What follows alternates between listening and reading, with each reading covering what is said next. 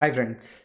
మీరు ఎప్పుడైనా ఏదైనా ప్రోగ్రామ్ రాసినప్పుడైనా, లేకపోతే ఏదైనా ప్రాజెక్ట్ తయారు చేసినప్పుడైనా సరే, దాంట్లో అంతా బాగా రన్ అవుతున్నంత సేపు బానే ఉంటది. ఏదైనా ప్రాబ్లమ్ రాగానే మాత్రం ఏదో పెద్ద ఎర్రర్ మెసేజ్, దాంతో ఫైల్స్, లైన్ నంబర్స్ ఏదేదో బోలెడంత వస్తది. చూడగానే ఏంటసలు ఈ ప్రోగ్రామ్, ఈ ఎర్రర్ ఏం చెప్పాలనుకుంటుంది అని చెప్పి మీకు పిచ్చెక్కిపోతదనమాట.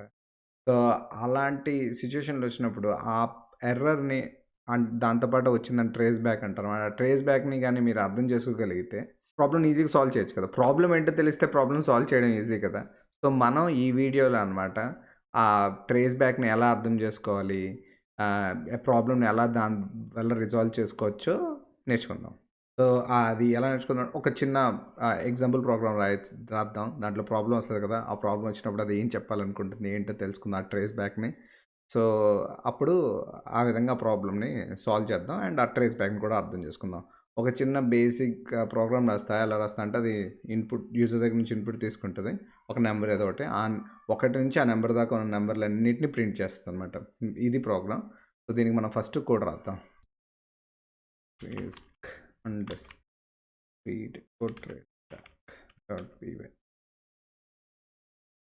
ఫస్ట్ లాజిక్ రాసేద్దాం. Def print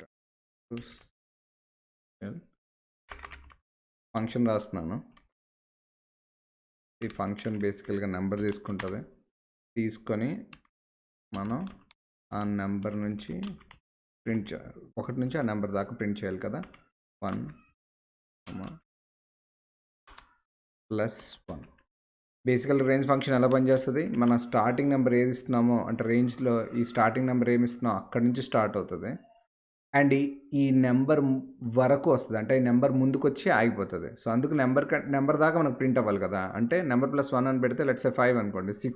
5 దాకిస్తది. ఆ నెక్స్ట్ నంబర్‌కెళ్ళదు. సో, దీని దాకా వెళ్ళకూడదు. అందుకని చెప్పి నంబర్ +1 అని పెడుతున్నాం. ఓకే. సో, దీంట్లో అనమాట వచ్చిన నంబర్‌ని మనం ప్రింట్ చేసేద్దాం. ఓకే. ఈ ఫంక్షన్ ఉంది. మనం యూజర్ దగ్గర నుంచి ఇన్‌పుట్ తీసుకోవాలి కదా! సో, యూజర్ నుంచి ఇన్‌పుట్ ఒక ఫంక్షన్ రాద్దాం. మెయిన్ ఫంక్షన్ అని పెడుతున్నాం. ఇక్కడ అనమాట యూజర్ దగ్గర ఇన్‌పుట్ తీసుకున్నాం. ఇన్‌పుట్ తీసుకోవాలంటే ఇన్‌పుట్ ఫంక్షన్ వాడాలి కదా! So, input function give me a number till you want to print numbers sequentially. User దగ్గర నుంచి అడుగుతున్నాం నెంబరు. ఆ తర్వాత ఈ నెంబర్ ఏదైతే వచ్చిందో అక్కడ దాకా మనం ప్రింట్ చేయాలనుకుంటున్నాం. పైథాన్‌లో కోడ్ ఎలా రన్ అవుతది? సీక్వెన్షియల్‌గా రన్ అవుతది కదా! సో, ఇవి 2 ఫంక్షన్స్ రాసేసాం. ఇప్పుడు ఈ ఫంక్షన్స్‌ని మనం ఇందులో మెయిన్ ఫంక్షన్‌ని మనం కాల్ చేయాలనుకుంటున్నాం యూజర్ దగ్గర నుంచి ఇన్‌పుట్ తీసుకున్నాక. కాబట్టి ఏం చేస్తామంటే ఇప్పుడు మెయిన్ ఫంక్షన్‌ని కాల్ చేస్తాం. సో, బేసికల్‌గా పైథాన్ ప్రోగ్రామ్ ఏం చేస్తది? వస్తది. ఇక్కడ ఫంక్షను. సో, టచ్ చేయదు. మళ్ళీ ఫంక్షన్ టచ్ చేయదు. ఇక్కడ అనమాట వచ్చినప్పటికనమాట ఫంక్షన్‌ని కాల్ చేస్తున్నాం. ఇది ఎగ్జిక్యూటబుల్ కోడ్. కాబట్టి ఇక్కడికొచ్చి ఈ ఫంక్షన్‌ని కాల్ చేసేస్తది. బేసికల్‌గా ప్రోగ్రామ్ ఎలా అవుతుంది? మెయిన్ ఫంక్షన్ కాల్ అవుతది. అక్కడ యూజర్ దగ్గర నుంచి ఇన్‌పుట్ తీసుకుంటాం. ఇన్‌పుట్ తీసుకున్న దాన్ని ఇస్తాం. అప్పుడు అక్కడ 1 నుంచి ఆ నంబర్ దాకా అనమాట ప్రింట్ చేసేస్తుంది. సో, అంతా చూడడానికి అంతా బానే ఉంది కదా! మనం ఇప్పుడు ఈ ప్రోగ్రామ్‌ని రన్ చేద్దాం. ఇది ఫర్ బిగినర్స్ అండర్స్టాండింగ్. ఇక్కడ మనం ట్రేస్‌బ్యాక్‌ని రన్ చేయాలనుకుంటున్నాం. పైథాన్ 3 traceback.py అని రన్ చేస్తున్నాం. రన్ చేయగానే ఇది నెంబర్ అడుగుతుంది. సో, లెట్స్ గివ్ 5 ఇద్దాం. చూసారా ఎర్రర్ వచ్చింది. ఈ ఎర్రర్ చూస్తే మీరనమాట పిచ్చెక్కిపోతది. ఏంటసలు ఈ ఎర్రర్ అని చెప్పేసి అనుకోని. సో, ఆ ఎర్రర్‌ని మీరు చూస్తే ఇక్కడ ఏంటి ట్రేస్ బ్యాక్ అని చెప్పేసి అంటుందా? బేసికల్‌గా దీన్ననమాట ట్రేస్ బ్యాక్ అంటారు. ఈ ఎర్రర్‌ని ఫస్ట్ మనం అర్థం చేసుకోగలిగితే, ఈ ట్రేస్ బ్యాక్‌ని గాని మనం అర్థం చేసుకోగలిగితే, మన సగం ప్రాబ్లమ్ సాల్వ్ అయిపోయినట్టే కదా! సో, ప్రాబ్లమ్ తెలిస్తే దాని సొల్యూషన్ ఎలాగైనా ఫైండ్ ఔట్ చేసేయొచ్చు. మనం ఇప్పుడనమాట ఈ ట్రేస్ బ్యాక్‌ని అర్థం చేసుకోవడానికి ట్రై చేద్దాం. ఓకే. ఫస్ట్ అసలు ఈ ట్రేస్ బ్యాక్‌ని ఎలా చదవాలి? ఎలా చదవాలి అనంటే ఎప్పుడు ట్రేస్ బ్యాక్ నుంచి టాప్ నుంచి బాటమ్ చదవకూడదు. ఎప్పుడైనా సరే బాటమ్ నుంచి టాప్‌కి చదవాలి. ట్రేస్ బ్యాక్ ఎప్పుడైనా చదవాలంటే బేసిక్ రూల్ బాటమ్ నుంచి టాప్‌కి చదవాలి.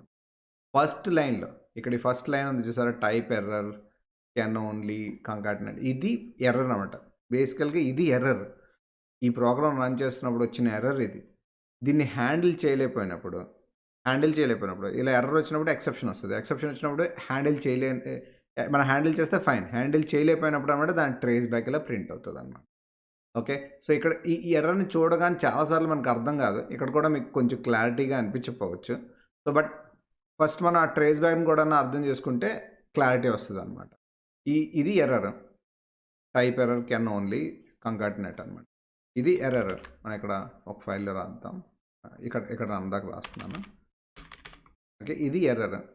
అర్థమైందా? ఈ ఎర్రర్ పైన ఎప్పుడైనా చదవాలి అనుకో 2 లైన్స్. ఈ 2 లైన్స్, 2 లైన్స్ ఇలా 2 లైన్స్ అనమాట చదువుకుంటూ వెళ్ళాలి. ఎప్పుడైనా సరే ట్రేస్ బ్యాక్‌ని చదవాలి అని అనుకుంటే ఫస్ట్ అనమాట ఎర్రర్ వస్తది. ఆ ఎర్రర్ పైన అనమాట 2 లైన్స్ అనమాట చదువుకుంటూ వెళ్ళాలి. ఇప్పుడు గాని ఇక్కడ మీరు చూస్తే ఈ ఫస్ట్ 2 లైన్స్ చూస్తే ఏంటసలు? ఈ ఫస్ట్ 2 లైన్స్ ఈ ప్రోగ్రామ్ తాలూకా ఫైల్ ఉంది. ఫైల్ నేమ్ ఇచ్చింది. ఆ తర్వాత లైన్ నెంబర్ ఎక్కడొచ్చింది ప్రాబ్లమ్ అని చెప్తుంది. ఏ ఫంక్షన్ అని చెప్తుంది. ఆ తర్వాత అక్కడ కోడ్ ఏంటుంది అని చెప్పేసి అనుకోని చూపిస్తుంది. దానిపైన ఇంకొంచెం పైకెళ్ళాము అని అనుకోండి. ఓకే. ఇంకొంచెం పైకెళ్తే మళ్ళీ ఇక్కడ మీరు చూసారు అని అనుకోండి. ఇక్కడ మళ్ళీ చూస్తే ఏంటుంది? ఇంకో అదే ఫైల్ ఉంది. ఆ తర్వాత ఎక్కడ ఇంకో లైన్ నెంబర్ ఉంది. ఇంకో ఫంక్షన్ ఉంది. ఆ తర్వాత మళ్ళీ అక్కడ ఏం కోడ్ ఉందో చూపిస్తుంది. అసలు ఏంటిది అని చెప్పి మీకు అర్థం కావట్లేదు కదా! అసలు ఎక్కడొచ్చిందో ప్రాబ్లమ్ డైరెక్ట్‌గా చెప్పేస్తే చాలు కదా! దానికి కాకుండా ఇంకేదో ఎందుకు ఇస్తుంది అనేసి అనుకుంటున్నారు కదా! ఇది ముందు అర్థం చేసుకోవాలంటే మనం ఏం అర్థం చేసుకోవాలంటే కాల్ స్టాక్ కాన్సెప్ట్‌ని అర్థం చేసుకోవాలి. ఏంటి అశోక్ ట్రేస్ బ్యాక్ గురించి చెప్పమనంటే ఇంకా కాల్ స్టాక్ అని చెప్పి ఎక్స్ట్రా చెప్తున్నావు అని కాదు. కాల్ స్టాక్ అర్థం చేసుకోండి. చాలా అనమాట. ఒకటి స్టాక్ డేటా స్ట్రక్చర్ అనమాట ఎలా ఉపయోగపడుతది అని చెప్పి అనుకుని తెలుస్తది. అట్ ద సేమ్ టైమ్ అనమాట ఆ కాల్ స్టాక్ యూజ్ చేసుకొని ఈ ట్రేస్ బ్యాక్‌లు లేకపోతే ఇంకేదైనా బాగా అర్థమవుతది. ఈ కాన్సెప్ట్ అనమాట చాలా ఇంపార్టెంట్. ఫస్ట్ అనమాట ఈ కాల్ స్టాక్ కాన్సెప్ట్ మనం అర్థం చేసుకుందాం. ఆ తర్వాత ట్రేస్ బ్యాక్ దగ్గరికి వద్దాం. మనం ఈ కోడ్ దగ్గరికెళ్తే పైథాన్ ఎలా రన్ అవుతది? సీక్వెన్షియల్‌గా రన్ అవుతది. ఫస్ట్ ఈ మెయిన్ ఫంక్షన్ ఉంది. దీంట్లోకి దూరుతది. దీంట్లోకి దూరే కాబట్టి మెయిల్ ఫంక్షన్ అనమాట రన్ చేస్తది. ఆ తర్వాత ప్రింట్ సీక్వెన్షియల్ ఫంక్షన్‌కి వస్తది. మళ్ళీ దాంట్లోకి దూరుతది. ఆ తర్వాత అనమాట ఇది రన్ చేస్తది. రన్ చేసాక ఏం చేయాలి? మళ్ళీ ఇక్కడ రిటర్న్ రావాలా లేదా? ఆ విషయం ఎలా తెలుస్తది? అది కాల్ స్టాక్‌లో మెయింటైన్ చేస్తది. ఓకే. అసలు స్టాక్ డేటా స్ట్రక్చర్ అంటే ఏంటి? Last in first out. మనం ఫస్ట్ అలా ఎంటర్ చేస్తూ ఉంటాం. లాస్ట్‌లో ఏది ఎంటర్ అవుతదో అది ఫస్ట్ వస్తది కదా!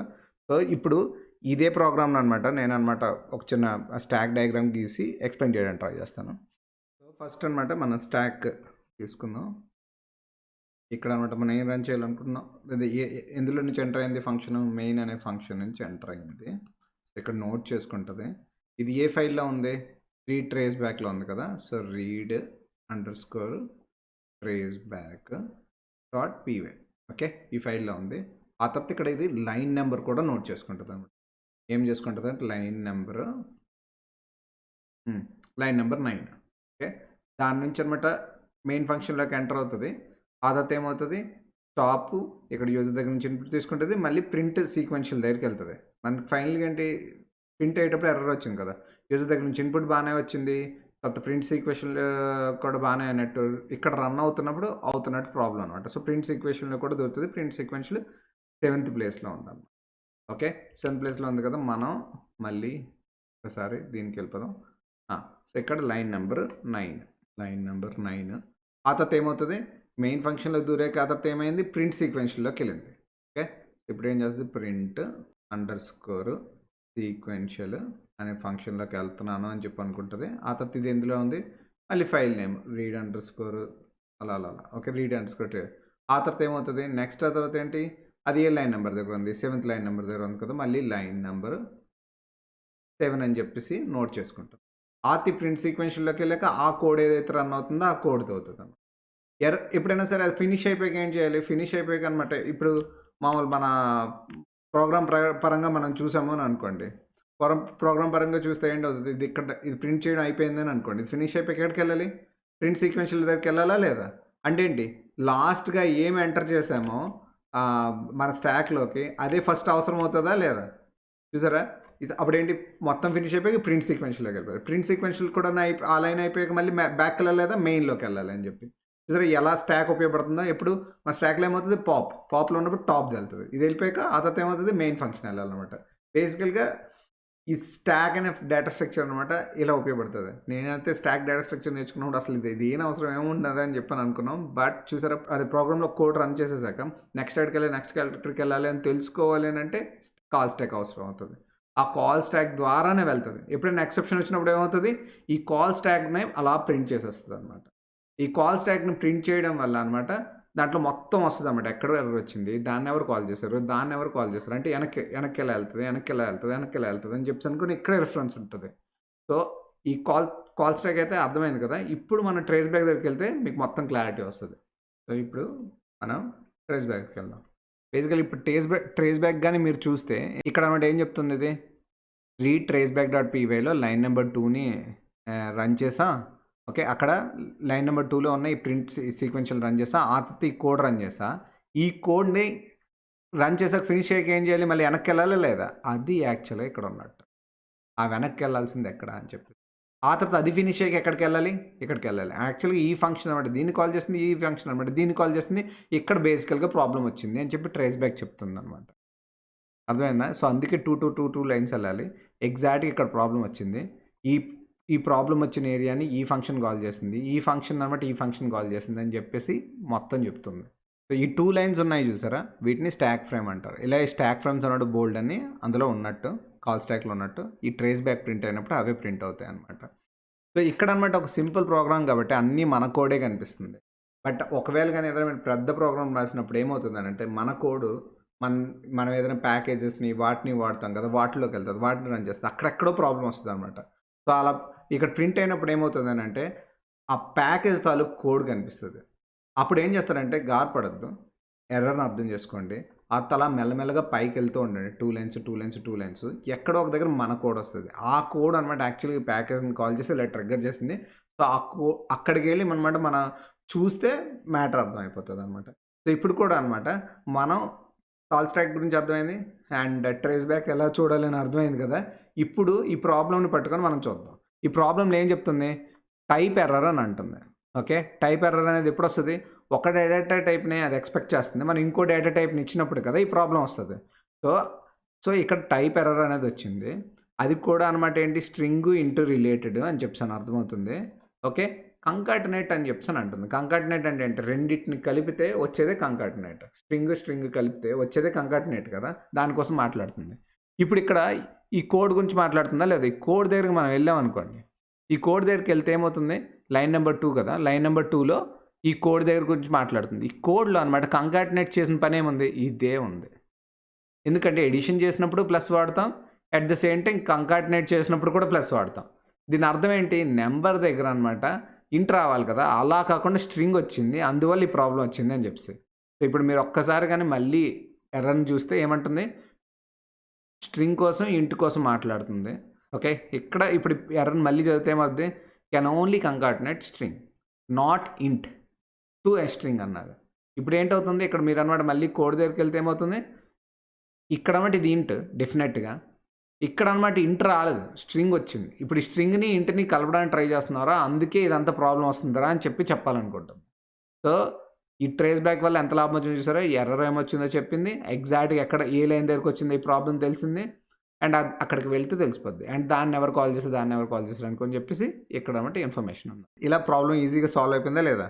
అండ్ ఇప్పుడు దాకా నేను చెప్పింది ఒక సింపుల్ సమరీలో చెప్పాలి అనుకుంటే, ఎప్పుడైనా సరే ఏదైనా హ్యాండిల్ చేయలేని ఎక్సెప్షన్ అయినా, ఓకే, ఎర్రర్ ఏమైనా వచ్చినప్పుడు ట్రేస్ బ్యాక్ వస్తుంది.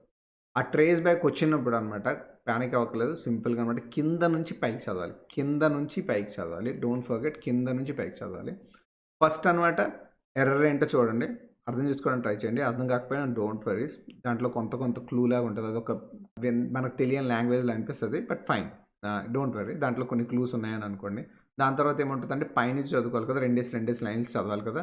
సో వెళ్తాం, అందులోకి వెళ్ళి ఓకే ఎగ్జాక్ట్గా ఇక్కడ ప్రాబ్లం వచ్చింది అని. కొన్నిసార్లు ప్యాకేజెస్ ఉంటుంది, ప్యాకేజ్ తాలూకు కోడ్ ఉంటుంది, మనకు సంబంధం లేని కోడ్ లాగా అనిపిస్తుంది.